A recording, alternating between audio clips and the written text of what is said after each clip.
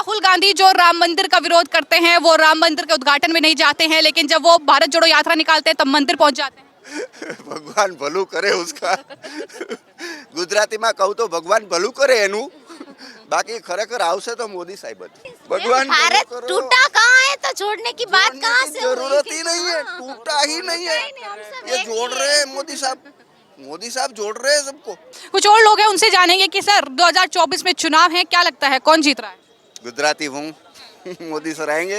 Modi sir आएंगे। ऐसे क्या कार्य जो है मोदी सरकार में हुए हैं? क्या मुद्दा छोड़ा है, क्या छोड़ा है? राम मंदिर बनाए, हमारे यहाँ ब्रिज बन रहा है जामनगर में, इतनी फ्लाईओवर बन रहा है, इतना बड़ा बन रहा है, क्या छोड़ा है?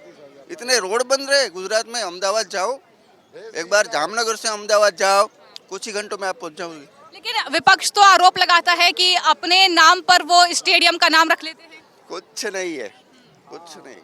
हम तो एक ही बात बोलेंगे, भाई मैं तो गुजराती हूँ, गुजरात से आ रहा हूँ, मोदी आएंगे। लेकिन जगह पे विकास किया ऐसा नहीं है, गुजरात में ही किया ऐसा नहीं है। आज मैं देख रहा हूँ यहाँ पे, ये देख लो, सब देख रहे हैं, तो बहुत कुछ किया है। तो राहुल गांधी भी तो यात्रा कर रहे हैं, वो भारत को जोड़ने की बात कर रहे हैं। लेकिन भगवान भारत भલુं करो। टूटा कहाँ है तो छोड़ने की बात जोड़ने कहाँ की से हुई? जरूरत ही नहीं है, टूटा ही नहीं है। हम सब ये एक जोड़ ही रहे हैं मोदी साहब जोड़ रहे हैं सबको। तोड़ने की बात कहाँ पे, जोड़ने की बात कहाँ पे? टूटा ही नहीं है, सब एक है। और राहुल गांधी जो राम मंदिर का विरोध करते हैं, वो राम मंदिर के उद्घाटन में नहीं जाते हैं, लेकिन जब वो भारत जोड़ो यात्रा निकालते हैं तब मंदिर पहुंच जाते हैं। ભગવાન ભલું કરે उसका ગુજરાતીમાં કહું તો ભગવાન ભલું કરે એનું બાકી ખરેખર આવશે તો મોદી સાહેબ જ। तो एक बार फिर जीत की हैट्रिक लगाकर मोदी गुजरात पहुंच रहे हैं। तो पहुंच रहे आएंगे, हमारे फ्लाईओवर का ओपनिंग करेंगे। करेंगे, पूरा जामनगर में बन रहा है। जामनगर में आयुष मंत्रालय जो बड़ा बन रहा है वो भी मोदी सरकार के हिसाब से बन रहा है। हॉस्पिटल बन रहा है जामनगर में, आयुष मंत्रालय का सबसे बड़ा आयुर्वेदिक। हाँ तो फिर तो ये बताइए कि महिला हैं आप, महिला सशक्तिकरण की बात लगातार होती है, सुरक्षा की बात होती है, क्या 10 साल में सुरक्षा के लिए महिलाओं की कुछ कार्य किए हैं सरकार ने? हाँ बहुत सारा काम किया। हम अभी रात को 10 बजे 11 बजे अकेले निकल सकती है, पहले निकल नहीं सकती थी। टीचिंग के लिए इतना हमने स्कोप दिया है, जॉब में इतना स्कोप दिया है। मोदी सरकार ने बहुत ही अच्छा काम किया। आरोप लगता है सरकार पर, वो ये लगता है कि गुजरातियों को ही क्यों तवज्जो दी जाती है। अमित शाह हो गए और तमाम अंबानी अडानी हो गई, ये तमाम बातें विपक्ष करता है। करेगा, करेगा वो तो, उससे कोई लेना देना नहीं है, वो तो बात करेगा। लेकिन हम लोग बोल रहे हैं कि मोदी साहब द बेस्ट। और कुछ लोग हैं, उनसे भी जानेंगे। 2024 का चुनाव है, क्या लगता है कौन बन रहा है प्रधानमंत्री? नरेंद्र मोदी नरेंद्र मोदी। क्यों? काम कर रहे हैं इसलिए बनेंगे। ऐसे क्या कार्य हैं जो आपको नरेंद्र मोदी सरकार के पसंद आए हैं और युवाओं के लिए खास तौर पर किए? बहुत सारा कार्य किए, जैसे कि आप देख लीजिए, अभी यूनिवर्सिटी बहुत कम था, यूनिवर्सिटी बना, मेडिकल कॉलेज कम था, मेडिकल कॉलेज बना। और ये जो राहुल गांधी की बातें होती हैं वो उससे कुछ होने वाला नहीं है। लेकिन ये किसान एक बार फिर धरने पर बैठ रहे हैं, एमएसपी की मांग है, कर्ज माफी की मांग है, क्या लगता है कि वाकई किसान है या फिर कोई राजनीतिक एजेंडा चल रहा है? अरे राजनीतिक एजेंडा चल रहा है। किसान के पास इतना टाइम है कि जाके बैठेगा धरने पे? वो नहीं बैठेगा, नहीं। तो क्या लगता है कि कितनी सीटें जो हैं बीजेपी को मिल रही है, क्योंकि 400 पार का नारा तो प्रधानमंत्री दे रहे हैं? 400 प्लस। 400 प्लस। तो कुछ और लोग हैं, उनसे जानते हैं। हेलो, क्या नाम है आपका? मेरा नाम डब्लू है। कहाँ से आए हैं? हम तो बिहार से आए हैं। बिहार से आए हैं। 2024 का चुनाव है, क्या माहौल नजर आ रहा है देश में? कौन? माहौल नज़र आ रहा है कि पूरे के ऊपर फिर एक बार बहुमत से भाजपा की सरकार बन रही है। तो ये बताइए कि क्यों नरेंद्र मोदी ही एक बार फिर से प्रधानमंत्री बन रहे हैं, क्या ऐसा कार्य उन्होंने किया है? देश को आगे ले जाने में उनका बहुत बड़ा योगदान है।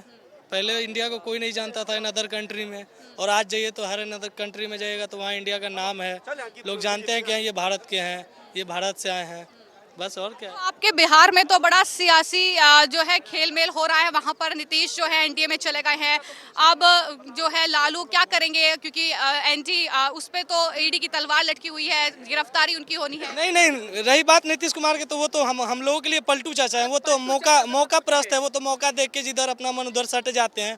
और रही बात, तो इस बार फिर वहाँ भाजपा की सरकार बहुमत से बिहार में बनने वाली है। वहाँ पे सम्राट चौधरी के नेतृत्व में सरकार बन रही है फिर से भाजपा की। तो राहुल गांधी जो यात्रा निकाल रहे हैं, बिहार भी गए थे वो भारत जोड़ो यात्रा लेकर अपनी, तो क्या वाकई वो जोड़ रहे हैं देश को? क्या कर रहे हैं राहुल गांधी? अभी उनको जोड़ तो रहे हैं, नहीं नहीं, वो तो जोड़ तो रहे हैं, ये तो मुझे दिखाई दे रहा है, लेकिन ऐसा है कि अभी उनको बहुत पीछे हैं वो। मोदी जी को आगे आगे जाने के लिए उनको बहुत टाइम लगेगा। मोदी जी अभी बहुत आगे हैं उनसे, और उनको राहुल जी, देखिए राजनीति की ऐसा चीज़ है कि उसमें मेहनत करना पड़ेगा। जो ज़मीनी स्तर से मेहनत करेगा वो आगे जाएगा। मोदी जी जैसे हैं, उनको पीछे करने के लिए राहुल जी को बहुत मेहनत करना पड़ेगा। ऐसा कुछ नहीं कि राहुल जी प्रधानमंत्री देश के बनने के लायक नहीं है, नहीं है, उनके अंदर योग्य है, वो प्रधानमंत्री बन सकते हैं, लेकिन अभी फिलहाल उनके अंदर ऐसा कुछ नहीं है उनके पार्टी के अंदर जो उनको टक्कर दे सके भाजपा को। अच्छा, क्या सवाल ये है कि किसान एक बार फिर से धरने पर बैठे हैं, आंदोलन कर रहे हैं, क्या बिहार में किसान नहीं है या फिर सिर्फ पंजाब में ही किसान है कि जिस किसान तो पूरे देश में भरे हुए हैं, किसान तो पूरे। ये क्या एमएसपी की मांग को लेकर सिर्फ पंजाब के ही किसानों को क्यों परेशान? फिर सरकार तो कह रही है ना, सबको सुन रहे हैं, लेकिन आंदोलन सबको अपनी एक होता है ना कि अपने तरीके से आंदोलन करना चाहिए, किसी के ऊपर हावी होने से नहीं होना चाहिए। अभी किसान भी देख रहे हैं कि हाँ चुनाव है, इस मुद्दे पे हम रखते हुए सरकार अपने काम में व्यस्त है, अभी उसको सरकार फिर बनानी है। सरकार बनने के बाद किसान अपनी मांग रखे ना भाई, पूरा करेगा, उसी के पूरा से ना सरकार चल कैसे रही है, किसान कैसे अपने अनाज को पैदा कर रहा है, हर कुछ उसी के देन से ना बन रहा है। तो बताइए कहाँ से आए आप, क्या नाम है आपका? बिहार से आए हैं। हाँ, तो बताइए 2024 में जो है इलेक्शन है, कौन जीत रहा है? बीजेपी फुल बहुमत, जैसा कि बताया है मेरे मित्र ने अभी। हाँ, उसमें कहीं से कोई लेकिन किंतु परंतु वाली बात नहीं है। बीजेपी की सरकार कोई स्टेट में नहीं, वो अभी केंद्र की चुनाव हो रही है, तो केंद्र में 110% है कि बीजेपी की सरकार बनेगी। जिसको जितना विरोधी दल को अपना ये लगाना है बल लगा ले, कुछ नहीं होने वाला है। लेकिन वहाँ तो इंडिया अलायंस तैयार हो रहा है, राहुल गांधी, लालू, ममता सब इकट्ठा हो रहे हैं। कहाँ हो रहे इकट्ठा? हम आपसे पूछ रहे कहाँ हो रहे इकट्ठा?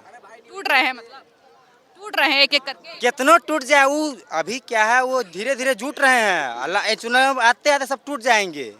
कोई कहीं, कोई आ रहा, कोई छपरा, कोई बलिया, सुने हैं ना, वही काम होगा। तो कितनी सीटें जो हैं वो एनडीए हासिल कर रहा है? कहाँ से ओवरऑल बात की जाए, ओवरऑल में 400 पार। अगर आप स्टेट की बात कर रहे थे, स्टेट में जिस स्टेट में जाइए सब में उसका हासिल बहुमत, फुल बहुमत है, कहीं से कोई लेकिन परंतु नहीं है। चलिए अच्छा बात कर लेते हैं। बिहार में ये कहा जा रहा था जब आरएलडी और आरजेडी और जेडीयू की सरकार थी कि जंगल राज है वहाँ पर, अब क्या माहौल है बिहार में? देखिए, जंगल राज किसी के सरकार में होता नहीं है। पहली बात, जंगल राज लोग पब्लिक जो है वो कहता है, पब्लिक कहता है कि जंगल राज है, ये है। अब बात रही कि तेजस्वी में, तो हकीकत बात है कि उसके राज में कोई भी गर्ल्स आज से 10 साल 15 साल पहले वो खुलेआम नहीं घूम सकती थी, फ्रीडम नहीं हो सकती थी रात को, या 8 बजे शाम से ही क्यों न कहे। लेकिन आज जब से एनडीए की सरकार है, किसी की मतलब उसकी छोड़ के, आरजेडी की सरकार छोड़ के, अगर जेडीयू अगर बीजेपी एनडीए से चलती है तो जंगल राज नहीं रहता है, फिर भी रहता है जंगल राज। लेकिन क्या है कि बीजेपी को आने से सब लोग सेफ है, अपने आप को सेफ्टी महसूस कर रहे हैं कि हम सेफ हैं। धन्यवाद।